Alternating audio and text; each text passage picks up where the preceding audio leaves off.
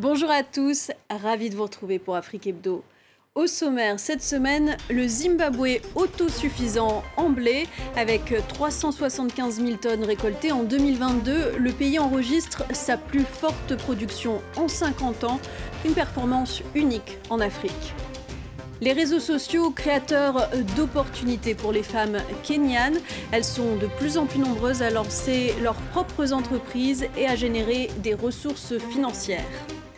Brioche tressée à la farine de patates douces, madeleine au baobab ou encore cake à la banane plantain. Avec ses pâtisseries, elle propose des envolées gourmandes. La chef et consultante culinaire Nathalie Brigongoum est notre invitée. 300 millions de dollars, c'est ce qu'économisera cette année le Zimbabwe, qui n'a plus besoin pour l'heure d'importer de blé pour subvenir à ses besoins. La récolte a progressé de 13% en 2022 par rapport à l'année précédente.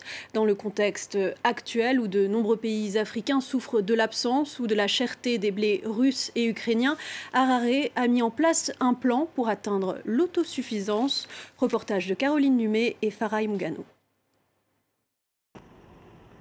Au Zimbabwe, les silos de l'Office de commercialisation des céréales sont pleins à craquer. Il y a 20% de plus de stock que l'an dernier.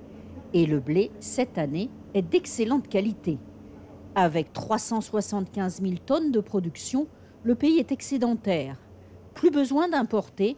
Mission accomplie donc pour les autorités de Harare, qui multiplient depuis 1 an les investissements pour soutenir l'agriculture.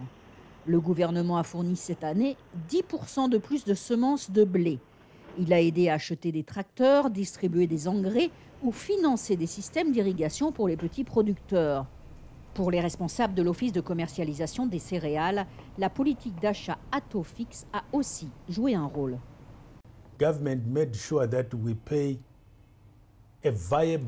Le gouvernement s'est assuré que le prix soit viable et suffisant pour encourager les agriculteurs à planter du blé. En plus, une partie de ce prix est payée en monnaie locale, mais une autre en dollars américains, ce qui a permis aux fermiers d'avoir un accès aux devises.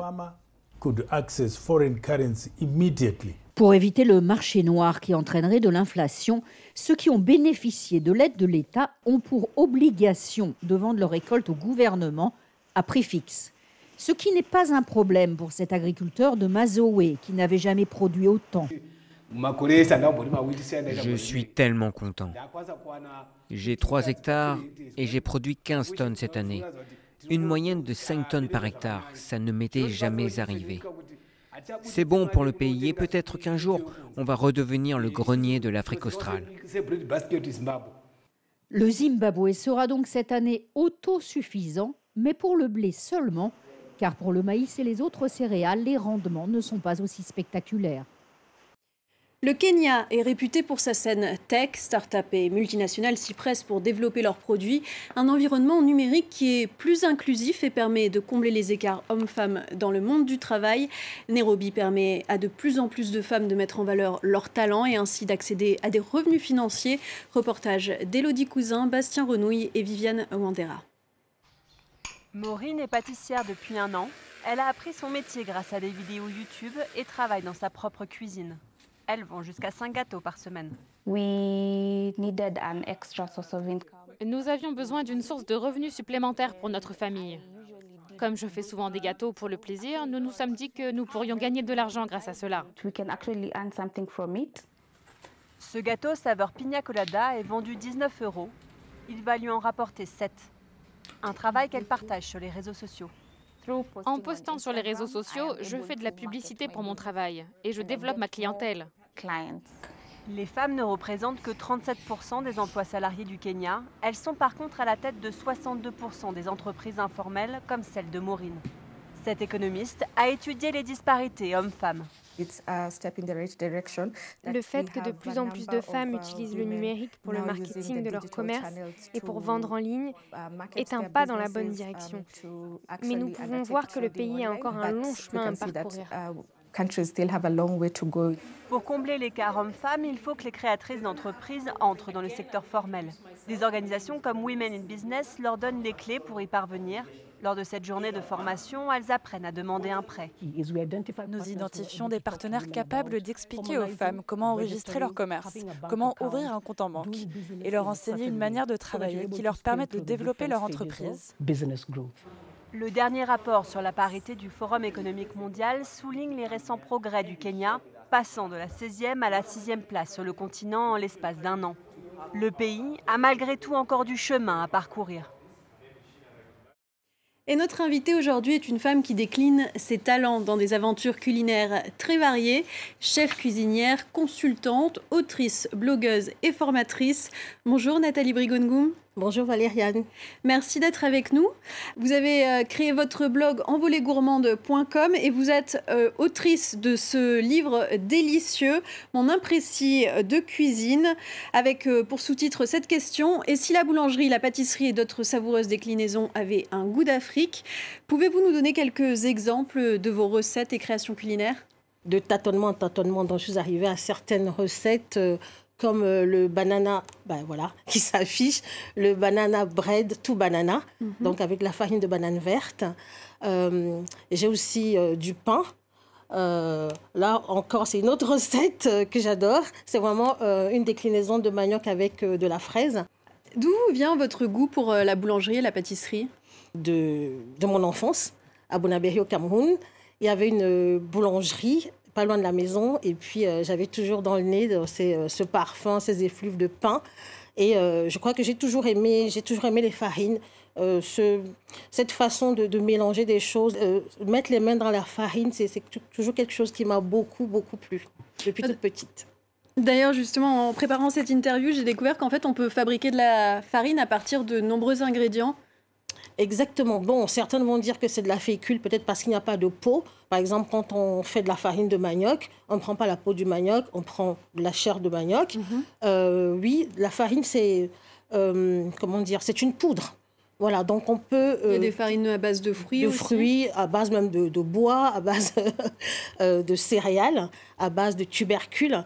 Voilà, donc il y a plusieurs types de farines qu'on peut faire. En quoi est-ce que votre Cameroun natal vous inspire-t-il pour préparer vos recettes? Alors, mon Cameroun natal m'inspire parce que j'ai grandi au milieu de beaucoup de nourriture. On appelle le Cameroun l'Afrique en miniature. Et au fur et à mesure, donc, j'ai développé des recettes.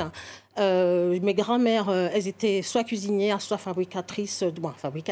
Bon, elles avaient des champs et elles faisaient des farines. Donc, les épices, les produits, les feuilles du Cameroun m'ont toujours inspirée.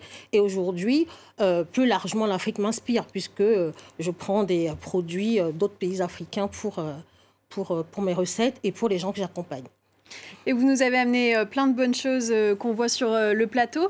Pouvez-vous nous les présenter? Qu'est-ce que vous nous avez apporté justement? J'ai fait des choses à base de souchet. Le souchet, c'est un tubercule, c'est vrai, qui ressemble à une graine.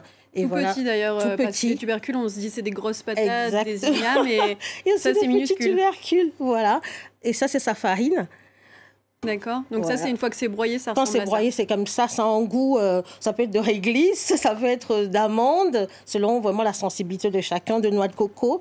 C'est vraiment une farine que j'aime beaucoup parce qu'elle peut se transformer aussi bien en salé qu'en sucré. Donc, ce que je vous ai apporté, c'est donc le souchet. Voilà, j'ai fait des cookies, de gros cookies gonflés de souchet et voilà, de néré. Là, c'est aussi du souchet avec la farine de patate douce et du mil. Et c'est forme de beignets cette fois-ci. C'est des beignets, c'est des morceaux de pommes. À l'intérieur, c'est vraiment un fruit pour utiliser un peu moins de sucre. Je travaille beaucoup les fruits. Ouais, c'est une nourriture qui est saine en plus. Oui, savoureuse et saine. Merci. Donc, il y a aussi le fameux plantain banana bread, une autre variante, c'est-à-dire un mélange de banane plantain et de banane fruit, voilà, à la farine de patate douce, mil, souchet aussi. Alors là, j'ai farine de manioc et farine de niébé. C'est un haricot qui est très connu, haricot à œil noir, black eyed peas. Dans des pays africains, il y a plusieurs noms. Je sais qu'au Sénégal, par exemple, on l'appelle le ndir. C'est un gâteau, farine de manioc, farine de niébé, chocolat, gingembre. Alors, il y a un ingrédient qui revient souvent chez vous, c'est la banane plantain. Votre prochain livre sera consacré justement à la banane plantain qui se décline sous plein de couleurs et plein de formes. Oui, j'aime beaucoup la banane plantain. Je pense ne pas être la seule, puisque j'ai demandé aux gens de me parler de la banane plantain. J'ai eu de très beaux textes, des histoires d'amour avec la banane plantain. Ça sera un livre un peu collectif, c'est-à-dire j'aurai les recettes, j'aurai mes textes et les textes des personnes qui ont bien voulu me prêter les leurs.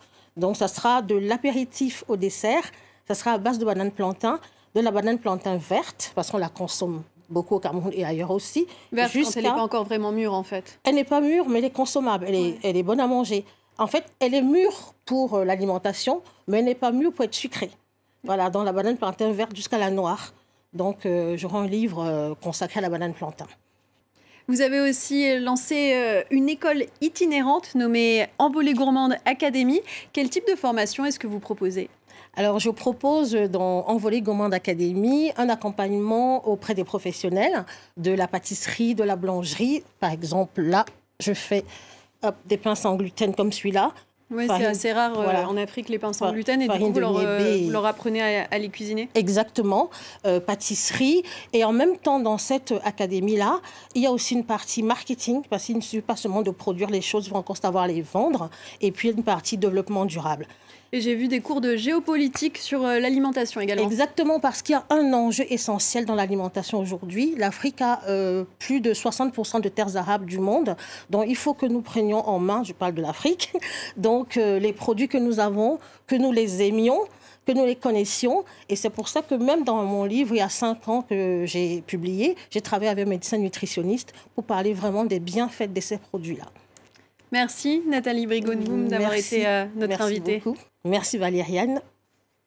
Ils sont transmis de génération en génération et se racontent à l'heure du coucher. Les contes sont un pilier du patrimoine culturel du continent. Des contes réinventés par des réalisateurs grâce à un concours organisé par l'UNESCO et Netflix. Les courts-métrages des 6 jeunes talents récompensés seront diffusés sur la plateforme à partir du 29 mars.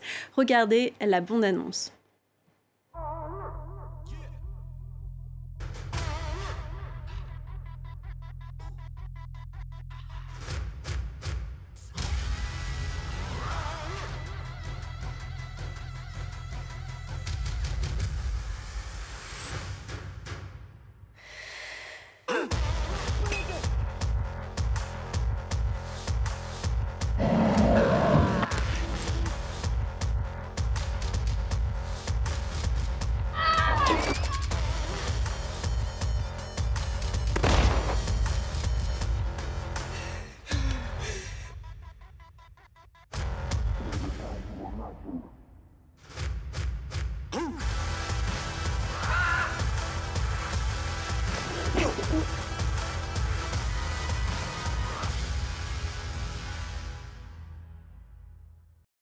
C'est la fin d'Afrique Hebdo. Merci à toutes et à tous d'avoir été avec nous.